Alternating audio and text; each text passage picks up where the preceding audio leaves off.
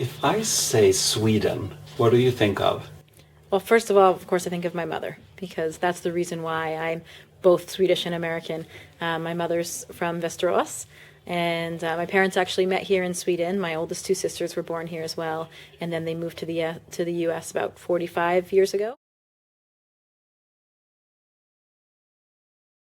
And I was born in the U.S., but we were, I was raised by my Swedish mom, so we knew a lot of the cultures and traditions.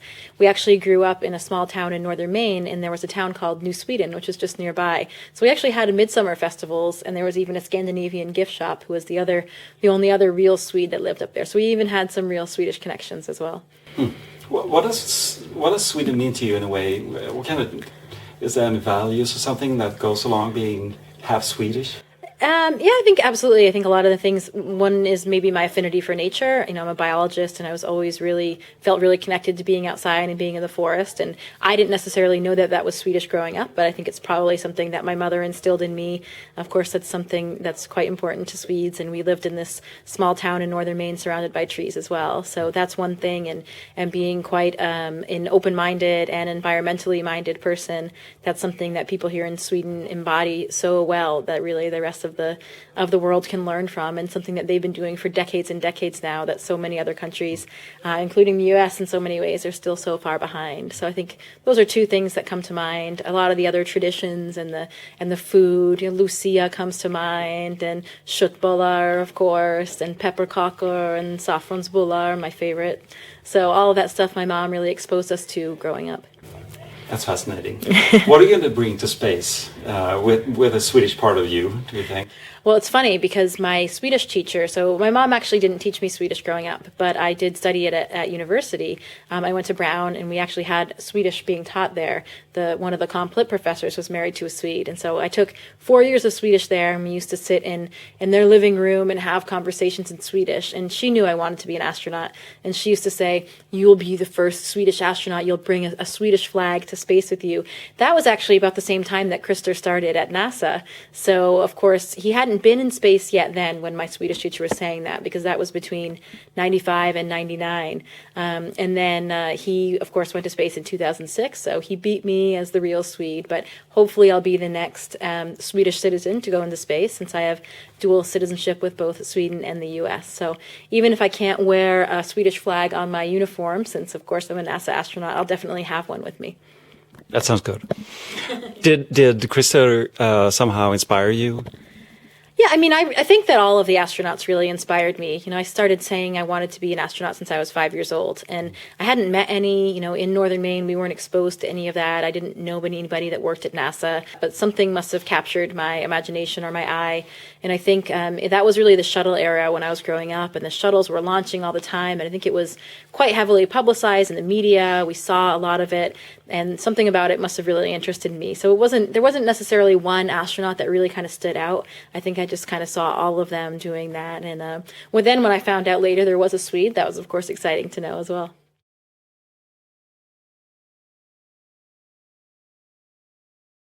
Was there a moment that when you knew that you decided upon actually pursuing your dream? I don't know if there was one moment. It was something that I said my entire life, and everybody always associated that with me, called me Space Girl and that kind of thing. So everybody knew that I always had this dream. And a lot of times people would say, you're so lucky that you have this dream and this one thing that you want to do, that you want to do. And I would kind of quietly think, yeah, it is nice that I have that dream, but what if I don't achieve it? I mean, I knew that the chances of it happening were so small that it probably wouldn't happen. And then I was a little bit worried, would I actually, feel some kind of sense of content and happiness without that? I felt quite fortunate because I did pursue both my passion for biology and then also everything in the space world sort of simultaneously. And so I did a lot of NASA programs growing up, and I went to the International Space University in France after my undergrad, and then I actually worked at NASA for 3 years. And that was kind of a combination of working at NASA as a life scientist, supporting the experiments that went up on the space station and the space shuttle, the human physiology experiments. And so that was, a good exposure to that kind of side. But then I had an interest in going back to school, and I was trying to decide if it would be medical school or going to graduate school, since I had kind of an interest in both. And I ended up finding this career that became really fulfilling. I was working as a comparative physiologist, working specifically with animals in extreme environments, so deep diving animals, high altitude animals. And that for me was something that was equally as sort of satisfying. And I really liked, again, being out in nature and working in the field and doing work in exotic places like the Antarctic. So kind of like all of my interests, it blended all of that, being outside, being in an extreme environment, involving this element of exploration, all of that sort of blended together. And I felt really lucky because I thought, the chances of becoming an astronaut are so slim that I found this other career now that really makes me happy. And I felt so fortunate to have had that. And of course, that it's almost ironic in a way that once you've really found something else that you love and that you've been successful at, that's when you get this job. And so I think it kind of comes full circle. It went from me working at NASA, facilitating experiments on astronauts, then doing experiments on animals, penguins, seals, geese that migrate over the Himalayas, and being the experimenter, using them as my subjects. And now I'm going to be the subject in the most extreme environment, and that of space. So it's sort of come full circle. But when you meet astronauts that actually have been to space, what do you ask them? Yeah, I mean, everybody, I've met a lot of them now, of course, and I work with all of them. So, of course, they tell us what their experiences are like. And, when we came into this job for my classmates, we knew it would be a while. It would be 5 or 10 years before we flew in space, since we're flying only long duration missions now on the International Space Station, and we're only launching really a few Americans per year without the space shuttle. So we knew it would be 5 to 10 year wait, but we also know that it'll be worth it. And everybody recounts that story. And, for me, growing up, the driving force, what I always imagined was what it would feel like to be in space and look down on the Earth, on this fragile blue ball below. And everyone that you've known, every place you've been, everything you've ever seen is down there below you in its entirety, looking down on that with no man-made borders, nothing like that. And so that feeling and that perspective that must give you, I think, is really what I've always been striving for. And for me, that's something that I can't really capture by looking at a picture or seeing a film. I really want to be able to experience that for myself. And you have pictured yourself doing that? Yeah, from the time I was a kid, just imagining what that would feel like, and I think how life-changing it must be. And everybody that I know that's been to space really tells, there are such a wide array of personalities and individuals that have been there, but everybody has that same reaction of just what that feeling is of looking back at Earth. Don't you want everyone on Earth to feel that way in a way? Absolutely. Yeah, I wish everybody could experience it. I mean, it's sort of how I talk to people about scuba diving. I'm a really passionate scuba diver, and most of our planet is covered by water, and there's this whole other world down there that most people have no idea what it even looks like. And again, it's the same kind of thing. Like, it's great that we can make this more accessible to the public and to the general audience with pictures, with movies, and those experiences, because not everybody has the opportunity to experience it. But for me, I want to be able to actually experience it for myself. And hopefully now space is becoming a little bit more accessible as well. We have a lot of companies in the US and worldwide that are working on space tourism type projects and companies to facilitate that, to let people, there's a very small chance of being selected as an astronaut. I'm shocked that I actually was in the end. And so, I know that even there are so many other people that deserve this job just as much as I do. It was their childhood dream too, but it won't happen for everyone. So it's nice that we're able now, really kind of as a society, to make that more accessible to the general public.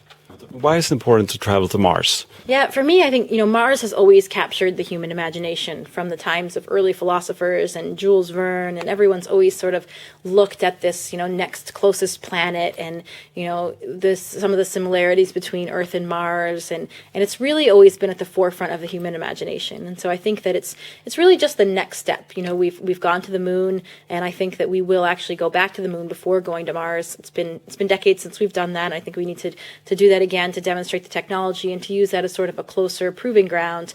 But it really is just the next step of really, I think, expanding ourselves as a species.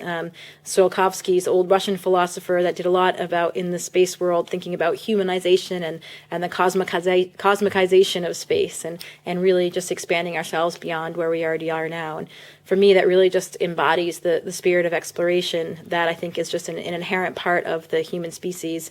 We wouldn't have even discovered discovered everything on this whole planet if people weren't willing to, didn't have this desire to explore and the willingness to take this risk. So I think it's really just our next step as humans. Last question. If you could wish for one innovation to come true, what would you wish for? One innovation. Okay, it would probably, I think, something to do with helping the environment and saving the direction and we're going right now. You know, in terms of carbon emissions, probably would be the big one there, and what is happening to our atmosphere and what is happening with climate change.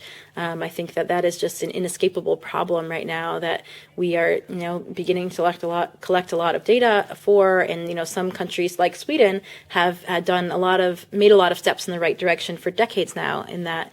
But, worldwide, I think we have a huge problem. And so if we could have some kind of innovation to solve that problem, solve the energy crisis, that would really, I think, move us a major step in the right direction. Can we find the solution in space? I don't know. Maybe so. Maybe we will. Definitely one of the things that helps a lot are the spin-off technologies that come from the work that we do at NASA, not just in manned spaceflight, but in all the other space sciences and the telecommunication industry and satellites, everything out there. So I think that with a lot of those spin-off technologies, you never know what the result might be. Great, Jessica. Thank you. All right. Thank you.